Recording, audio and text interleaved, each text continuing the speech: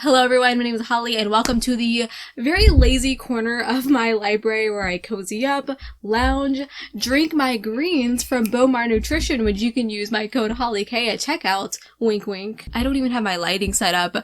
There's not even an extravagant library behind me. Well, you can see some of it. But that's okay because only one book gets all of our attention today. That reminds me, I have a bone to pick with you. Yeah. You. You need to read more. What are you doing? Sorry. There's a lot of fantasies out there that Orbit is pumping out that are being put on the wayside. Am I right? Squirrel! Son of the Storm, The Last Mile in Sunder City, and don't even get me started on The Wolf and the Whale, a Viking fantasy where the main character was born in a female body but with a soul of a man.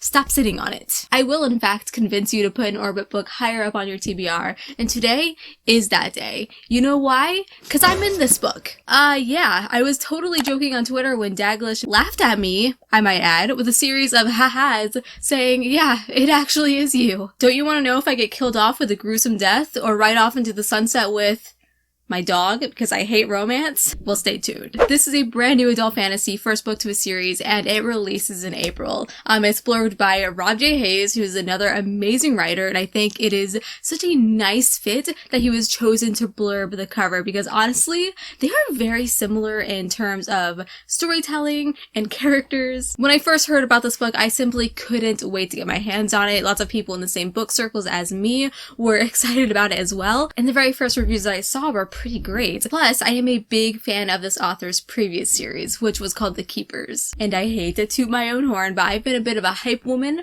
for those books. So when I got my hands on this, I was pumped, and my excitement really stemmed from knowing this was going to be an even more elevated epic fantasy than The Keepers series, and wow, it's so true. The author has taken like very stereotypical tropes. I'm talking like a dethroned prince on the path of vengeance, but with the power of friendship, they shall try to prevail, but it's done in the most refreshing of ways, and I'm talking medieval superheroes. I'm sorry, what? The story immediately begins with a siege on a castle, and our perspective isn't winning. Cyrus, I love that name by the way, our young protagonist, and the prince watches it all happen. His home is taken over, he becomes a hostage.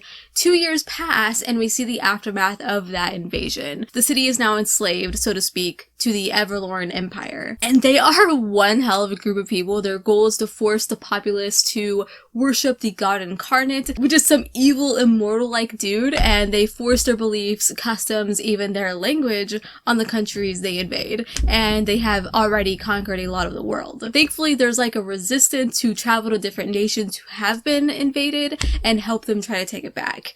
We actually follow a couple characters from that side of things as well, so we get a really nice rounded out picture. So back to Cyrus. He is aided by this resistance, which fuels him with a mission to get vengeance in hopes to crush this Everlorn Empire and possibly free the continent in the long term. He has to disguise as a legendary hero who was once absolutely feared by the enemy, which leads into like the nitty-gritty of the story. It definitely gave me superhero vigilante vibes. He gets a cool skull mask, which you can see on the cover here, and has to become the secret figurehead to the people. Also keep in mind Cyrus is just a kid and you can't help but like want to protect him at all costs. He also has very consistent character development. He's haunted by past mistakes and questions if what he is doing is right or even if it's what he wants to do. Does he actually care for the city he's supposed to rule? All of that stuff. And Cyrus just melds into the story like cake and ice cream. So we follow multiple perspectives, including some of the bad characters, and one of them is named Soma,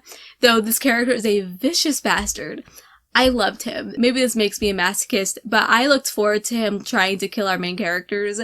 He just has such a cocky personality. I gravitated to him for some reason. I don't know, I really want to see more of him in book 2. So if you are new to adult fantasy, you might be worried about like info dumping, for instance. This book has none of that. All the lore and history are implemented into the story seamlessly. So this is one of those books I highly recommend for YA readers wanting to dive deeper into the fantasy genre by picking up something adult, but just be warned that it is adult and it will splatter you in the face with the amount of blood that is in it. This book is full of gory action scenes, emotional heartbreak, but there's some really wholesome moments as well with humor sprinkled in. So I actually noticed as I was reading this book, Daglish does this thing where a scene is happening and you know it's going to happen. Like, of course, this is what the character is going to do. But then they do the opposite, and it made reading so exciting because I found it unpredictable. He does a lot of reverse psychology. That's a good word for it.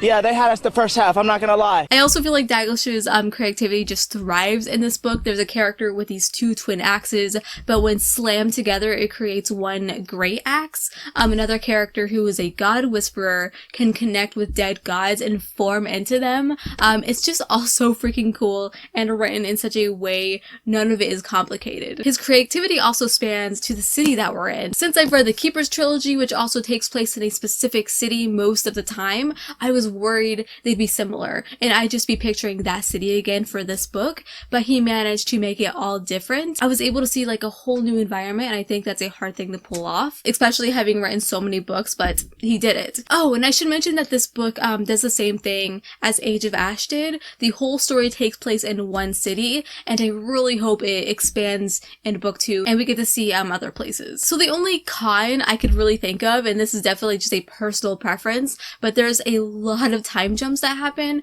which I'm not like the biggest fan of. 6 months go by, and then a year, and then another year, and then a few more months. I feel like it can take away from the story and you miss all of the development the character goes through. I understand it's impossible to show all of those moments for the story because it's literally a training montage, and the time skips are so that the plot can get to where it wants to be. And it is a character like growing up and losing his like soft boy stage. Another book that did this exact same thing is Daughter of the Moon Goddess. If you've read that, then you know exactly what I'm talking about. Another small critique is there are some very important off-camera scenes that happen, especially toward the end, that I would have loved to see. I would have actually loved if this book was longer, and I know you're like, of course you do, Holly. But seriously, it is such a fast read. It does not feel like almost 500 pages. It didn't have any pacing issues. There weren't any filler. And hey, time jumps help with that, I admit. If you've recently read a Sarah J. Maas book and then go on to read this, you're going to be like, what? This is what a book can do and every chapter has meaning? It'll shock your senses. So all in all, The Blade of Faith is an excellent book that I recommend to anyone who loves their fantasy with loads of intrigue, deception, action, magic. It has so much heart, and friendships truly carry the story, and I think that's an overarching theme for this author's books in general. I can't wait to read the sequel. The book ends in a very interesting fashion, and I really want to know what's going to happen next. So that's it for today's video. Tell me in the comments if I have enticed you a little bit more on picking up this book and giving it a try. Maybe you've already read it. We'd love to know your spoiler-free thoughts. If I did help you in any way, be sure to give this video a thumbs up. It really helps me out. I'll be sure to leave the pre-order link for this book down below in the description box because it comes out, I think, in less than a week or next week. I think it's April 5th. Also, let me know down in the comments if you'd like to see more videos like this. So until we meet again, happy reading.